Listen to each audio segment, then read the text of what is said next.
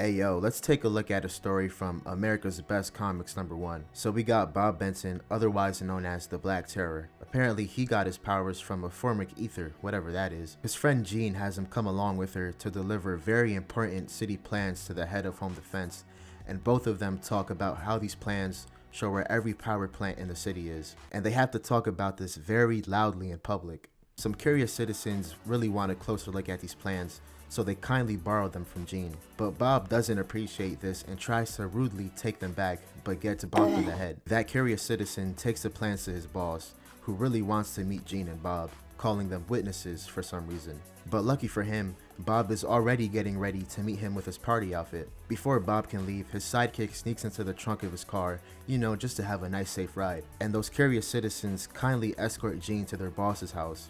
And Bob trailing behind them, I think might be having a hard time breathing in that convertible with all that dust and dirt flying straight into his face. Ben makes a dramatic entrance into the boss's house and wastes no time to get the party started. But Mr. Boss gets tired of all the destruction and snipes Bob right in the temple.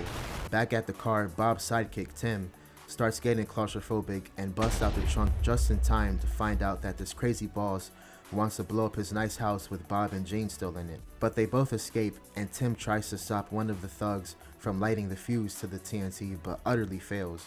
They all meet back up with each other, and Bob interrogates the fuse guy to find out that Mr. Boss plans to blow up a railroad bridge. Jean tries to get the cops to believe her about the bridge, but like a horror movie, they don't believe her story. When it's too late, Mr. Boss's thugs show up to massacre them.